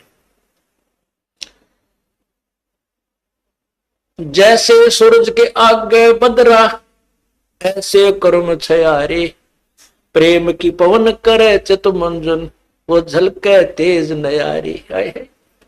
जैसे सूर्य के सामने बादल आ जाते हैं और सूर्य का प्रकाश नजर नहीं आता, ऐसे आत्मा और परमात्मा के बीच में पाप कर्मों के बादल छाए हुए हैं, और प्रेम की पवन करे चित मंजन। राम नाम का वो सिमरण जो दे रखा आपको, सतनाम कहते, उसके ऊपर तो आपका चित्त मन लगा रहे। और प्यार की पवन जैसे हवा चलती है, बादलों को इधर उधर फेंक करके सूर्य का प्रकाश चमकने लग जाता है। प्रेम की पवन करे चितमंजन, झलके तेज नयारे। वो परमात्मा आपको दृष्टिगोचर हो जाएगा, आपके जो पाप कट जाएंगे, आपके बीच में जो पाप कर्मों की द्वार, अज्ञान की द्वार है, वो हट जाएगी। अज्ञान की द्वार ज्ञान से हटेगी और पाप कर्मों की द्वार जो है वो इस सब भक्ति विधि से हट जाएगी। पुण्यात्मा एक अंधा था और बड़ा भक्त था।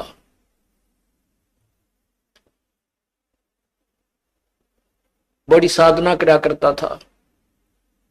एक बार उसको दस्त लग गए, पेचिस लग गए, उसको लूज मोशन हो गए। और लूज मोशन इतने हो गए, उम्र भी उसकी अच्छी हो गई थी, 60-70 के आसपास। इतने लूज मोशन हो गए कि वो समझ गया ना कोई दवाई काम करे।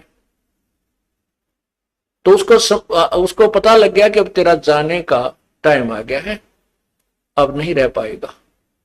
इस दृष्टिकोण से उसने सोचा यहां क्यों दुखी करा, कोई एक आधा व्यक्ति टूटा फूटा हुआ है, यू कपड़े धोने में लग गया रहा है। तो उसने सोचा कि जंगल में जाकर के शरीर को त्याग दूंगा, वहीं मर जाऊंगा, 1-2 दिन में भूखा भूखा प्यासा, दस्त लगी रहे हैं, खत्म हो जाऊंगा, और वहां इस 100 को कोई पशु पक्षी खा पी लेंगे, उसको उनका उद्धार हो जाएगा। इस दृष्टिकोण से वो महात्मा जंगल में बहुत गहरा चला गया, बहुत गहरा, और मेन रास्ते से भी हटकर जानबूझकर ऐसे सर्प तरफ निकल गया, नो लाठी के लाला लू का पति जंगल के बीच में, वहां कहीं आसपास कुछ भी को नहीं। वहां जाकर बैठ गया। अब वो बैठा था, थोड़ी सी देर हुई थी, इतने में एक बालक आया, 5-7 साल का, वर्ष का। उसने कोई आधा घंटा होया होगा बैठे ने। वो कहने लगा, बाबा आपको लगता है आप बीमार हो? हाँ भाई बीमार हूं बेटा। आप कहां से आ गए? यहाँ बच्चे को बोला है, बोला यहाँ हमारा मकान है, यहाँ हमारी आश्रम है, हमारा घर है यहाँ पर थोड़ी सी दूरी पे, और बाबा ले ये खिचड़ी खा ले, आपको दस्त लगे हैं, मेरी माँ ने बना के दी है, रोटी खा, अब खिचड़ी खा ले। वो बोला, ओ बेटा ला, भूख लगी है। अब बाबा उस सूरदास ने वो खाना खा लिया, खिचड़ी खा ली। वो खिचड़ी खाते ना दस्त रहे और पेट भी भर गया। तो उसने शुक्र मनाया, परमात्मा बड़ी दया करी आपने, हे परमात्मा आप यहां भी साथ है, देख कितना छोटा आदमी को यहीं पर आपके बच्चों ने मेरी सेवा कर दी। ये सोच के अग भाई चल, भगवान किया है रजा है और जीवन देंगे तो इसका भजन करेंगे, ठाओगे तो चल इसके लोक में जाओगे, हमारे दोनों हाथों में लड्डू है। तो इतने में कुछ देर में वहां उस लीला परमात्मा की ये भेड़ बकरियां वाले आ गए, और उनकी एक भेड़ बकरी की तरह लगी। उसने ढूंढते ढूंढते उस घोर जंगल में पहुंच गए। वो बाबा जी लौट रहा वहां पर। वो कहने लगे, महात्मा तू यहाँ कैसे आ गया? वो बोला, भाई आ गया, मैं ऐसे ऐसे बीमार था, और यहाँ एक भगवान आत्मा का घर है, उसने बिरहनी की ऐसी दया करी, को खिचड़ी सी बना कर दी, मैं ठीक हो गया, मेरे दस्त लाग रहे थे। वो गडरिये जो थे वो उसके मुंह का ना देखें, महात्मा उस सूरदास के मुंह की तरफ, कि क्या कह रहे हो, यहाँ कौन है, किसका घर है? और उसके पास क्या था, वो जो प्लेट लाया था, थाली जिसमें खिचड़ी लाया था डाल के, जब उस महात्मा ने वह खिचड़ी खा ली, वो आवाज लगा रहा था, बेटा अपनी यह थाली ले जा, बेटा थाली ले जा।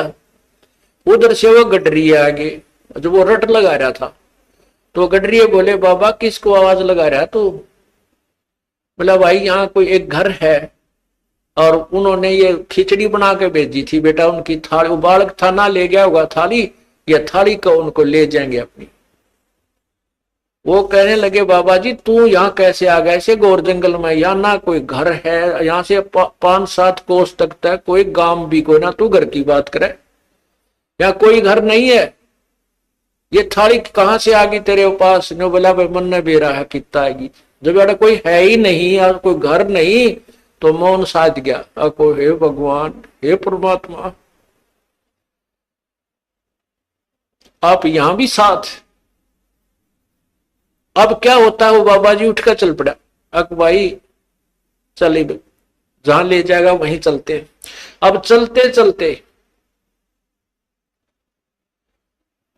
वो जा रहा था कि आगे एकदम गड्ढा था। वो गड्ढा ऐसे स्टाइल में था जय वो स्पीड उसकी इतनी थी बाबा जी की कि वो लाठी थोड़ी टेका था, कदम गड़े रहा था। इसी उमंग सी हो रही थी, कोई हे भगवान आज मेरा जीवन दान कर दिया भगवान, इस उमंग में चल रहा था। तो ज्यों ही वो गड्ढे में गिरने को हुआ तभी एक व्यक्ति ने उसका हाथ पकड़ के और उल्टा ले लिया। ने बोला बाबा आगे इतना जबरदस्त गड्ढा है, तुम गिर के मर जाता, वापस हो ले, ये रास्ता ठीक नहीं। तो उस संत ने उसके बचाने वाले का पैर पकड़ लिया, नो का नो नीचे एकदम पैरा में गट गया। नो बोला परमात्मा जब तक निकल गए थे मेरे हाथ से, आज नहीं छोड़ू तेरे, जब तुम वो पहचान नहीं सका आपको आज नहीं छोड़ू, मन मत बकावे। नो बोला बाबा क्यों मेरे घर पड़ गया, मैं तो एक राह चलता आदमी हूं और ये तो सूत बैठ गया, तू मर रहा हो, मैं भगवान ने भेज दिया यहाँ तेरे को बचाने के लिए। नो बोला ना, एक बार धोखा खास गया, सूरदास दूसरी बार नहीं। और फिर उसने छुटा लिया वो पैर हाथ। नो बोला छोड़ तू मेरे गले पड़ गया। जब वो कहता है, कहने लगा कोई बात नहीं, तू सारी सृष्टि का मालिक है और मैं बोधा जी तेरा मेरा के मुकाबला है कि मैं तुझे पकड़ सकूं, लेकिन सूरदास के दिल से निकल जा जब देखूं किसा बलवान तू। नो बोला हीना जान के कमजोर निर्बल जानो और पैर छुटा गया है, अति बलवान तू है, सर्वशक्तिमान तू, लेकिन सूरदास के दिल से निकल जा जब जानू किसा बलवान तू। कहते हैं उसी समय उसके दिव्य भी वो दृष्टि भी खुल गई और भगवान ने सामने दर्शन दिए, जिस भी रूप में वो पूजा कर रहा था। अब देखो पुण्यात्माओं, परमात्मा पूर्ण ब्रह्म कबीर परमेश्वर इस भक्ति काल तक इस जीव को लाने के लिए, भक्ति की आस्था बनाए रखने के लिए सोचल छिद्र करता है। नरसिंह जी का भात किसने भरा था, नरसिंह जी की हुंडी किसने ली थी, ये तो तत्व ज्ञान सुन जाओगा इस अंधेरे ने। ये पूर्ण परमात्मा जो तीनों लोकों में प्रवेश करके सबका धारण पोषण करता है, यानी सबकी व्यवस्था, सबको जो भी जैसा कर्म करता है उसके फल आधार पर वो परमात्मा आकर के भक्ति लाभ देता है। तो पूर्ण परमात्मा आए और फिर उसको कहा बेटा ये भक्ति कर, ये भगवान है, ऐसा नाम जप। और फिर ये कहा कि मैं तो उसका भेजा हुआ हूं, तू नाम जाप कर, नाम से मोक्ष होगा। तो पुण्यात्माओं कहते हैं जब उसमें प्यार आया, जब फूट फूट कर रोने लगा सूरदास, बुरी तरह तरफने लगा, जो परमात्मा प्रकट हो गए, उसके नेत्र भी दे दिए और सामने दर्शन भी दिए। जैसे सूरज के आगे बदरा ऐसे करुण छयारे, प्रेम की पवन करे चित मंजन वो झलके तेज नयारे।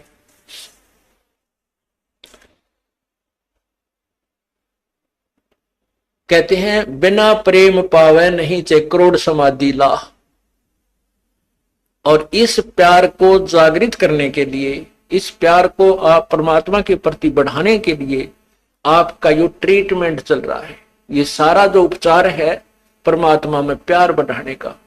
जितना भी प्यार आपका भगवान में बढ़ जाएगा, उसके बाद आपको संसार में उस मालिक के अतिरिक्त कोई नजर नहीं आएगा। और वो मालिक कैसा है, कौन है, उसको नहीं जानते, इसलिए परमात्मा ने यही कहा है कि मम संत मुझे जान मेरा ही स्वरूपम। मेरे संत को मेरा ही रूप मान लेना, मैं मुझे ही मान लेना। जैसे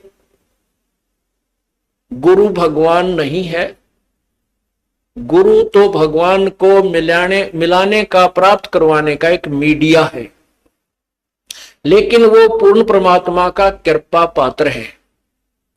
उसको, परमात्मा को पाने के लिए हमारे को गुरु जी को भगवान मानना पड़ेगा, और भगवान मान के वो रिहर्सल करनी है, हमने वो प्रैक्टिकल करना है कि जब हम पूर्ण परमात्मा के सामना होगा कहीं वहां कोई गलती ना बन जावे। यही जो गलतियां हो ले अपने सुधारना, और फिर अंत में ये पक्के हो जावा कि यह गलती फिर आगे नहीं होनी चाहिए।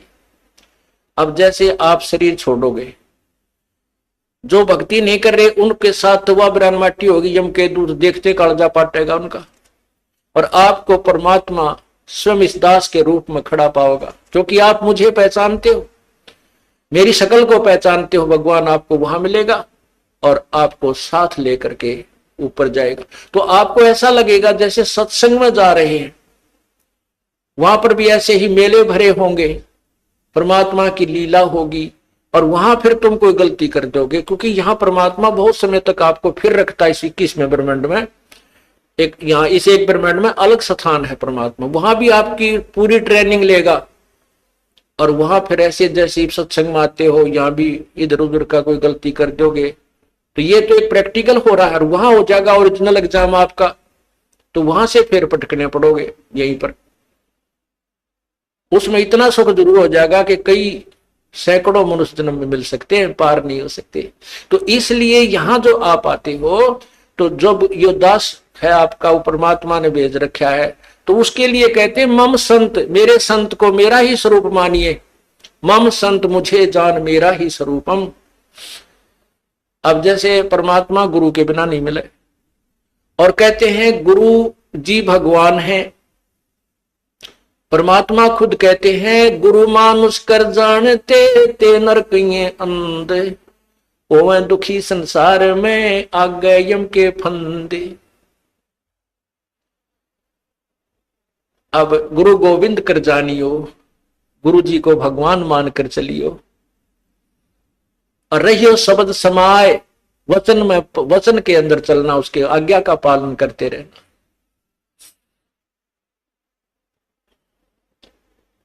गुरु की आज्ञा आवही, गुरु की आज्ञा जाव, कह कबीर सो संत है आवागमन साय।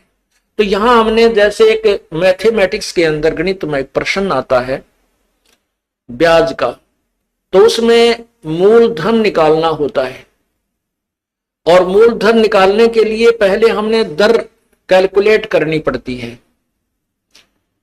तो उसमें मूलधन मानना पड़ता है 100 रुपये, हालांकि वो 100 रुपये मूलधन नहीं है, लेकिन वो मानने पार पड़ेगी। वो करोड़ों की अमाउंट का जो मूलधन, वास्तविक जो धन है हमारा, वो 100 रुपये मूलधन मानकर ही हम उसको प्राप्त कर सकते हैं, और कोई तरीका नहीं।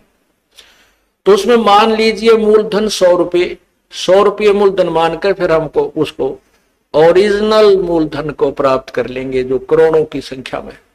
तो वो परमात्मा को पाने के लिए गुरुजी उस परमात्मा जैसे परमात्मा नहीं है, लेकिन आपने परमात्मा मानना पड़ेगा, ताकि आपकी रिहर्सल ठीक चले जा, ताकि आप ये सोचो कि जब भगवान के सामने हम जाएंगे, जिसके इतने गुण सुनते हैं, और उस परमात्मा से हम मिलना चाहते हैं, वह हमारा कैसा शिष्टाचार हो, कैसा बोलना चालना हो, कैसा व्यवहार हो, कैसा उमंग हो। अगर कबीर साहब आपके सामने आ जाए, आपने इतना गुण सुन रखा है, तो एक दूसरे के ऊपर का पड़ के उनके चरणों ने छुआ है, और मतलब नु सोचा जानो मेरी बारी कब आवे, ऐसा शिष्टाचार नहीं, एक दूसरे के ऊपर नहीं गिरना, मतलब एक दूसरे से आगे पहुंचने की होड़ लगे, और नहीं तो दूर से नोडी ठाठा के देखें वह खड़े भगवान, वह खड़े भगवान। और यही उमंग आपकी इस दास को जब देखें, ये आप पर बन जाएगी। यू ज्ञान ऐसा है कि आपको फिर कुछ भी दिखाई नहीं देगा, यू दास दिखाई देगा, और तब आपका प्रेम परमात्मा में दृढ़ बन जाएगा। आपकी यहां जो भी है, ठीक है, संतान संपत्ति जो भी है वो आपको अस्थायी नजर आएगी, और हम यहां अपना कर्तव्य करने आए हैं, ये भी पूरा करना है। तो इस प्रकार जैसे हम माता पिता की, जैसे बच्चों की परवरिश करते हैं माता पिता बचपन से, कितने प्यारे लगते हैं छोटे छोटे बच्चे। और उनको अब आप वो भूखे रह जाते हैं, बच्चों को उत्तम आहार कराते हैं, उत्तम अच्छे कपड़े पहनाते हैं। और जब वो बड़े हो जाते हैं, ब्याह शादियां हो जाती है, तो माता पिता उनसे उतना ही प्यार चाहते हैं जितना वो बचपन में दिया करते थे। अब हम उतना प्यार उनको नहीं दे पाते, ये भी हम पाप कमा लेते हैं। बूढ़े आदमी ने कुछ नहीं चाहिए, सारे शौक खत्म हो जाते हैं उसके बुढ़ापे में। और हमारे भक्त बीड़ी शराब मांस तंबाकू को मुंह त्याग देते हैं तो बिल्कुल नहीं छूते, वो केवल प्यार के भूखे होते हैं। बुजुर्ग आदमी को, माता पिता को, दादा दादी को, बाहर से आते हो या सुबह उठते हो, सत्साहेब बोले और प्यार तेनो बाहर से भी आते हो, चाहे आपका किसा मूड ऑफ है, अपने माता पिता से कहे माँ ठीक हो, पिताजी ठीक हो, उनका आड़े गदगद आत्मा हो जाती है। और पिताजी बोले छोरा मुंह चुड़ाओ करनो चल पड़े तो उसकी दूना रोना बढ़ जाता है। तो पुण्यात्मा, हमने अपने बुजुर्गों की हृदय से सेवा करनी है, बुराइयों से बचाना है, हुक्का नहीं पिलाना उनको, शराब नहीं पिलानी, चाहे मरे चाहे जीवे, प्यार दो, अच्छा भोजन कराओ, अच्छे कपड़े पहनाओ, प्यार से रखो। तो इसी प्रकार हमने हर कर्तव्य को पूरा करते हुए हम तभी हंस बनेंगे, तभी हम संत बनेंगे, भक्त बनेंगे, जब हम हर प्राणी के प्रति उतना ही प्यार रखेंगे। और वो प्यार सबके एक से द्वेष बनाए रखें घर में, तो प्यार कैसे रहेगा, भगवान में भी ना रहे वो। तो इसलिए हमने धीरे धीरे सब में नॉर्मल प्यार बढ़ाना है और विशेष प्यार परमात्मा में रखना है। जो पति भरता पति से राती, आन पुरुष नहीं भावे, बस पी हर में सुरत प्रीतम में, ऐसे ध्यान लगावे। जैसे लड़की अपने घर चली जाती है शादी के उपरांत, तो उसका विशेष लगाव अपने पति में हो जाता है, बहुत लगाव हो जाता है, और वो एक पल भी उसे नहीं भूल पाती है, लेकिन किसी को सो भी नहीं करती है, माता पिता को भी प्यार देती है, भाई बहन को भी, और अपना काम भी करती रहती है। लेकिन जो विशेष कसक उसके अपने पति में होती है, पति भरता स्त्री की, कहते हैं ऐसे ही हम यहाँ इस संसार में रहेंगे, अपने परिवार में, ये हमारा मायका समझो, और हमने ससुराल चलना है अपने पति परमात्मा कबीर परमेश्वर को ऐसे पल पल में याद रखना है। जो पति भरता पति से राती, आन पुरुष नहीं भावे, बस पी हर में सुरत प्रीतम में, नो कोई ध्यान लगावे। वो क्योंकि यहाँ हम खेचातानी नहीं रखेंगे, यहाँ भी प्यार, इनके लेवल का प्यार, यहाँ भाई के लेवल का, बाण के लेवल का, जेठ के लेवल का, जेठानी के लेवल का, ये भी इनको श्रद्धा सत्कार देना है। लेकिन विशेष कसक अपने परमात्मा में रहनी चाहिए, वो विशेष प्यार, वो हमें आगे ले चलेगा। और यहां हम आपस में लड़ाई झगड़ा रखेंगे तो भी भगवान को पसंद नहीं। जैसे एक लड़की अपने एक सह परिवार में रहती है, जेठ भी है, जेठानी भी है, देवर है, देवरानी है, ननंद है, सास है, ससुर है, पितश्रे है, है। तो इस तरह हम फिर वो लड़की इतनी शिष्टाचार में रहनी चाहिए। अपने पति से तो प्यार है ही है, वो तो बिल्कुल उसमें को नो डाउट, क्योंकि उसका और उसका आजीवन का संबंध है। और लेकिन अन्य परिवार के सदस्यों से भी उसने मनमुटाव नहीं रखना चाहिए। जैसे जिसका सत्कार जो ड्यू करता है, उनको डिजर्व करता है, अवश्य देना चाहिए, नहीं तो वह पतिव्रता नहीं कलियारी हो जाएगी। फिर अगर वो प्यार नहीं देगी, वो शिष्टाचार नहीं रखेगी, आदर सत्कार प्रेम से नहीं बोलेगी, तो घर में आग लग जाएगी, तो ना भक्ति बने ना कोई और बने। तो इस प्रकार हमने हर दृष्टिकोण से अपने जीवन को नरक ना बना करके यहाँ का स्वर्ग तो हमने घर बना लेना चाहिए, और सतलोक में अपने चल पड़ेंगे, वहां जाकर सुख सारा मिल ही जाएगा।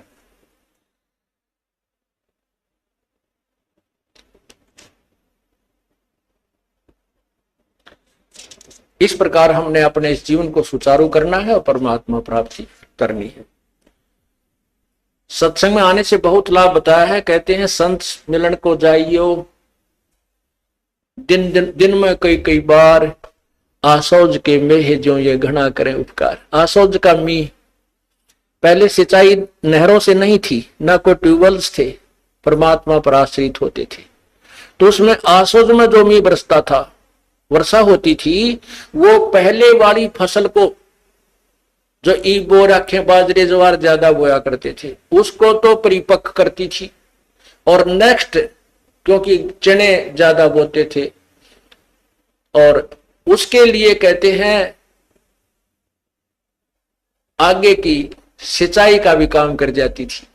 तो अब जो पुरानी फसल यानी पुरानी आल, पुराना जो आपके अंदर भक्ति संस्कार थे, अब ये सत्संग, संत का जो सत्संग है, उस पुराने जो सत्संग जीवन को तो आपको परिपक्व कराएगा, सुचारू रखेगा, इसमें कोई आपत्तियां आनी है उनमें भी टालेगा, ये परमात्मा का नाम, और आगे के लिए भविष्य की तैयारी करवाओगा। इसलिए कहते हैं संत मिलन को जाइयो दिन में कई कई बार, आसौज के मेह जो ये घना करे उपकार। तो पुण्यात्मा सत्संग आने से आपका उद्धार होगा। आप भी आवे और भी जहां तक पार बसाओ सबको समझाने की चेष्टा करें, और सच्चाई से परिचित कराना हमारा फर्ज बनता है। हम किसी के मित्र हैं और उस मित्र को इस मार्ग पर नहीं ला सकते हैं, तो उस मित्र से मित्रता मत रखिए। वो मित्र तेरी जान का झाड़ बन जाएगा और आपको ले डूबेगा। ऐसे बहुत से भक्त हमें मिले,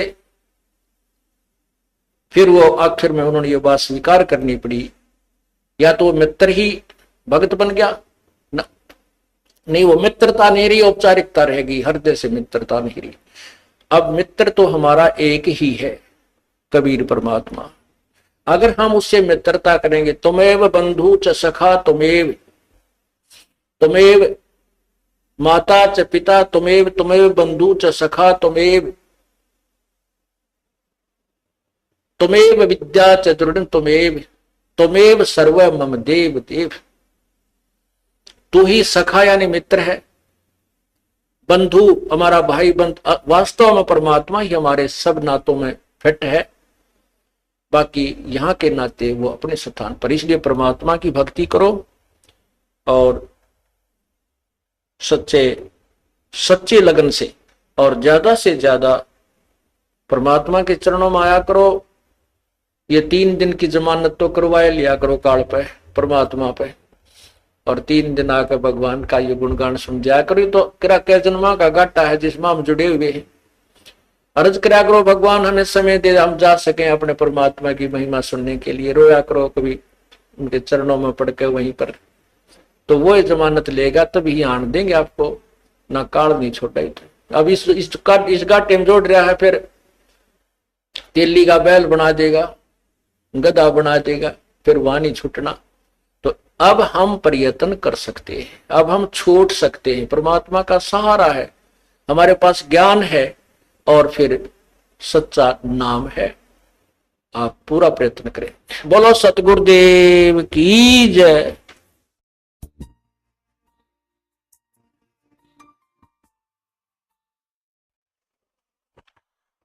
कर जोनू विनती करूं, धरूं चरण पर शीश, गुरु राम देवानंद जी महाराज ने दियो नाम बख्शीश। कोटि कोटि सिजदा करूं, कोटि कोटि प्रणाम, चरण कमल में राखियो, मैं बंदी जाम गुलाम।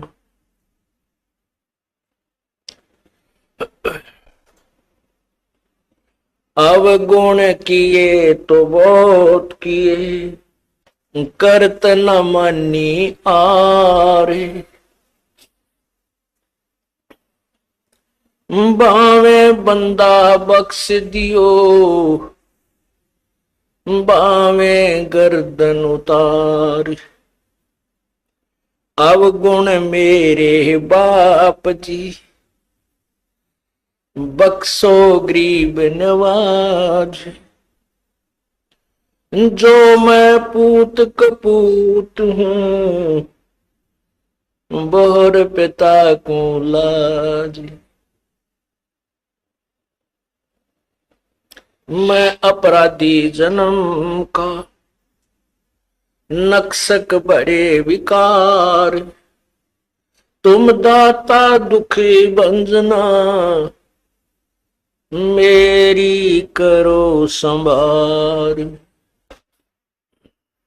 जय इब कै सतगुरु मिले, सब दुख आँखों रोए, चरणों ऊपर शीस धरूं, कहूं जो कहनी हो।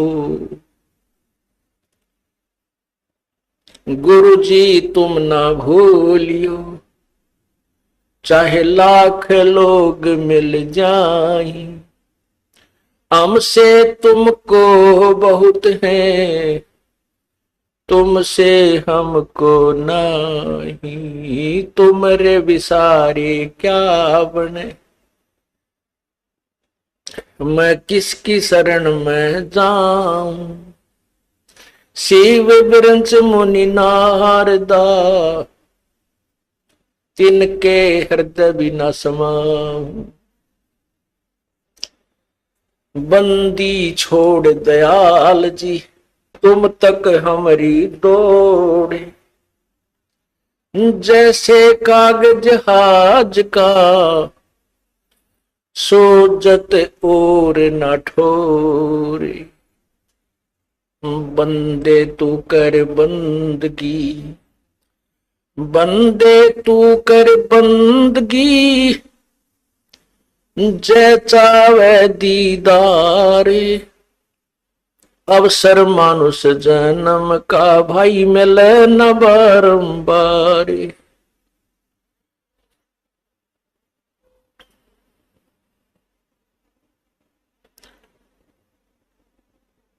मानुष जन्म पाके, जो नहीं रटे हरि नाम, भाई जैसे कुआ जल बिना फिर, वो बनवाया क्या काम।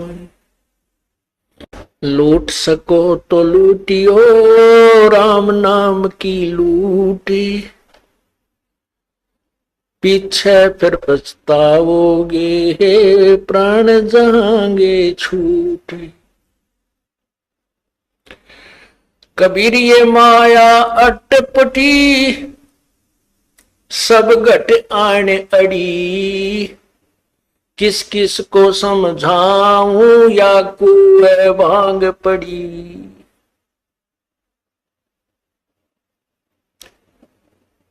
राम नाम कड़वा लागे, ये मीठे लागे दाम, दुविधा में दोनों गए, भाई माया मिली ना राम। पुण्यात्माओं, इस कालबली ने हमारे साथ पग पग पर धोखा किया है, और ये कालबली का एजेंट ये मन है। ये मन इस प्राणी को अच्छे काम की तरफ नहीं लगने देता, और जो इसके भविष्य में यानी आत्म कल्याण का जो मार्ग है, उसमें तो ये विशेषकर ही नहीं लगने देता। जिस कारण से इसका स्वार्थ है कि ये जो भी भक्त है, मनुष्य ये प्राणी है, जब इनको मनुष्य शरीर प्राप्त होता है, ये पूर्ण परमात्मा से परिचित ना हो जाएं और उसके ज्ञान को ये समझ ना लें, जिस कारण से ये तेरे जाल से निकल जाएंगे और तेरा ये संसार उजड़ जाएगा। क्योंकि काल भगवान को 1,00,000 मानव शरीरधारी प्राणियों के सूक्ष्म शरीर में पूरे जीवन में जो वासना वो इकट्ठी करते हैं, उसको तपस्या पर भून कर,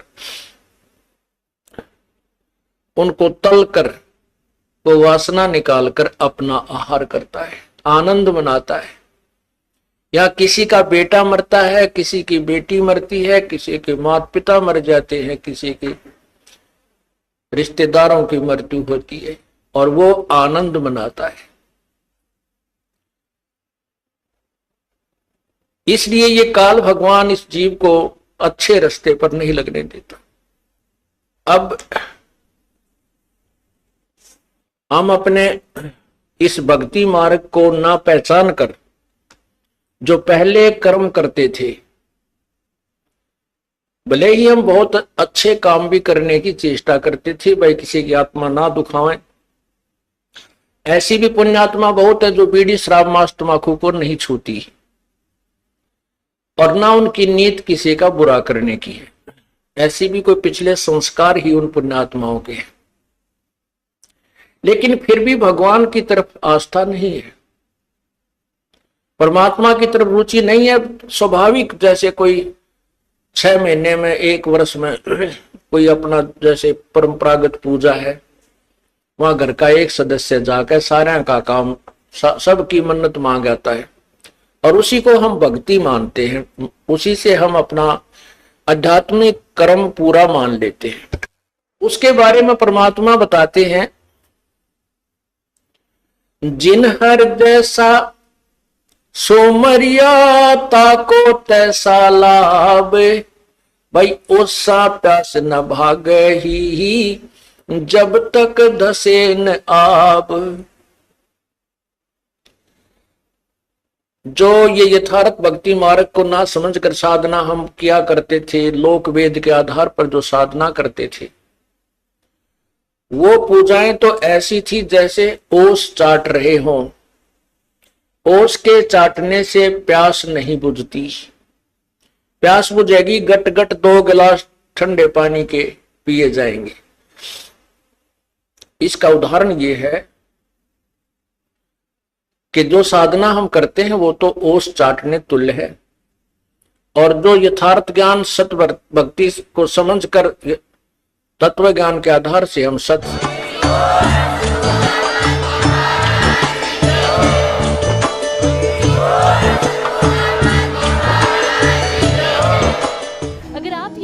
YouTube पर देख रहे हैं तो हमारे चैनल को सब्सक्राइब करें और बेल आइकन को दबाना ना भूलें। अगर आप Facebook पर ये वीडियो देख रहे हैं तो हमारे पेज को लाइक करें।